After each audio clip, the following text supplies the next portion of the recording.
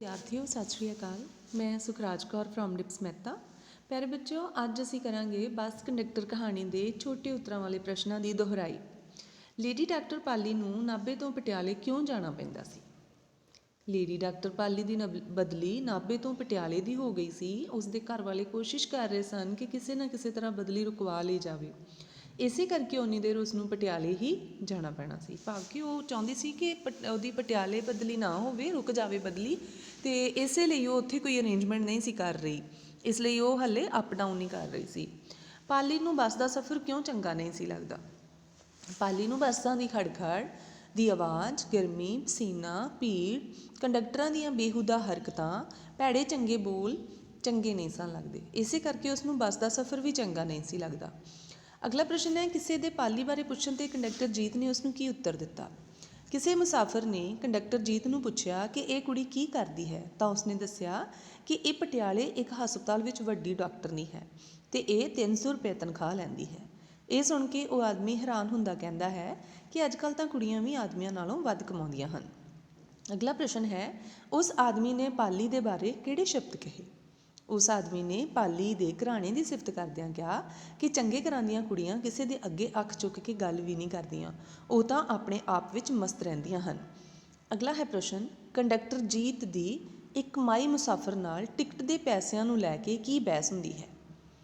जदों माई कंडक्टर जीत नूं टिकट वास्ते 10 रुपए का नोट दिंदी है तो वह थोड़ा जिहा खिज जाता है तो माता नूं कहता है कि वह नोट तड़वा के लियावे।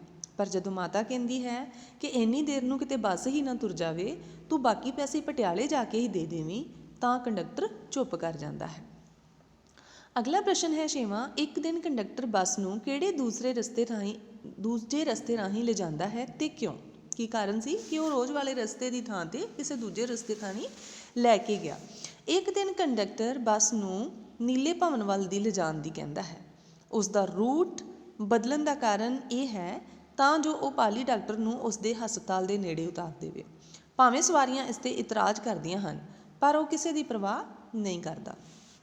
अगला है बेटा प्रश्न, जिस दिन बस विच भीड़ सी तां कंडक्टर ने पाली नूं सीट देण लई की कीता? एक दिन पाली जदों बस अड्डे ते पुज्जी तां बस विच बहुत ज़्यादा भीड़ सी। कंडक्टर बिना टिकटों सवारियां नूं बस विचों उतार रहा सी, परंतु उसने पाली लई सीट रखी हुई सी। ताइयों तां वो पाली नूं कहता है, तुसीं अगली सीट ते झोला चुक के बैठ जावो, तुहाडी खातर सीट रखी है। अगला है बेटा प्रश्न, जदों कंडक्टर ने पाली कोलों टिकट के पैसे नहीं लए तो पाली उस बारे की सोचन लगी? जदों कंडक्टर जीत ने पाली कोलों टिकट के पैसे नहीं लए तो उसनूं चंगा ना लग्या। वो महसूस कर रही सी कि 300 रुपया कमाउण वाली डॉक्टर कुड़ी लई 10.5 आने भाड़ा देना कोई बहुती वड्डी गल नहीं है। वो सोचन लगी कि 60 रुपये महीना कमाउण वाला कंडक्टर उसकी टिकट के पैसे दे के गुजारा किवें करेगा। अगला है प्रश्न, एक दिन पाली दे लेट आउण ते कंडक्टर ने की कीता? उत्तर है, एक दिन पाली जानबूझ के 5 मिनट लेट आई तां जो जीत की बस चली जाए तो वह किसी दूजी बस में चली जाए, परंतु जीत ने पाली की इंतजार विच ही बस ना तोरी। भावें ड्राइवर बस लिजाण लई काहला पै रिहा सी, फिर भी जीत ने परवाह ना कीती ते पाली नूं अगली सीट ते बिठा के ही बस तोरी। अगे है बेटा प्रश्न, उस दिन भी जदों कंडक्टर ने पाली कोलों टिकट के पैसे ना लए तो वह की सोचन लगी? उसनूं बहुत गुस्सा आया। वह सोचन लगी कि वो अपने आप नूं बेईमान नहीं खवाउणा चाहुंदी। वो इसनूं कंपनी नाल धोखा भी समझ रही सी जिस कंपनी का वो कंडक्टर सी। अगला प्रश्न है, चैकर दे आउण ते पाली की सोचन लगी? जदों बस विच टिकटां चैक करने वाला चैकर चढ़ आया तो पाली घबरा गई। हुण वो सोचन लगी कि की बहाना बनाया जाए। वो कदी सोच रही सी कि वह कह देवेगी कंडक्टर ने टिकट नहीं दिती, फिर वो कंडक्टर बारे सोचन लगी कि बेचारा फस जाएगा, फिर उसने यही फैसला किया कि वह कह देवेगी कि वह टिकट लेना भुल गई। अगला प्रश्न है, चैकर दे पाली कोलों टिकट पुछण ते की वापरिया? जदों चैकर पाली कोल पुज्जा तो टिकट की मंग की तो जीत झट बोल पिया, ये बीबी मेरी भैन है, इहदा टिकट मेरे कोल है।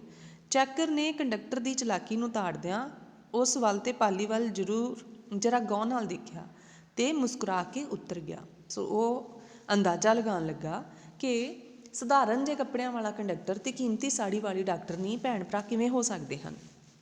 ਅਗਲਾ ਪ੍ਰਸ਼ਨ ਹੈ, ਸ਼ਾਮ ਨੂੰ ਜਦੋਂ ਪਾਲੀ ਅੱਡੇ ਤੇ ਪੁੱਜੀ ਤਾਂ ਜੀਤ ਨੇ ਉਸ ਨੂੰ ਕੀ ਕਿਹਾ? ਜੀਤ ਨੇ ਪਾਲੀ ਨੂੰ ਕਿਹਾ ਕਿ ਉਸ ਦੀ ਭੈਣ ਵੀ ਲਾਹੌਰ ਵਿੱਚ ਡਾਕਟਰੀ ਪੜ੍ਹਦੀ ਸੀ ਅਤੇ ਦੇਸ਼ ਦੀ ਵੰਡ ਵੇਲੇ ਮਾਰੀ ਗਈ। ਉਸ ਦਾ ਪਰਿਵਾਰ ਵੀ ਮਾਰਿਆ ਗਿਆ। ਉਹ ਜਿਵੇਂ ਕਿਵੇਂ ਕਰਕੇ ਇੱਧਰ ਆ ਗਿਆ ਅਤੇ ਕੰਡਕਟਰ ਬਣ ਗਿਆ।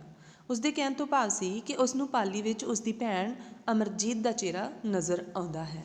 ਭਾਵ ਕਿ ਉਹ ਪਾਲੀ ਨੂੰ ਆਪਣੀ ਭੈਣ ਵਰਗੀ ਸਮਝਦਾ ਸੀ, ਇਸ ਲਈ ਉਹ ਉਸ ਦੇ ਨਾਲ ਇੰਨੀ ਆਪਣੱਤ ਵਿਖਾ ਰਿਹਾ ਸੀ। ਸੋ ਪਿਆਰੇ ਬੱਚਿਓ, ਅੱਜ ਲਈ ਸਿਰਫ ਇੰਨਾ ਹੀ। ਧੰਨਵਾਦ।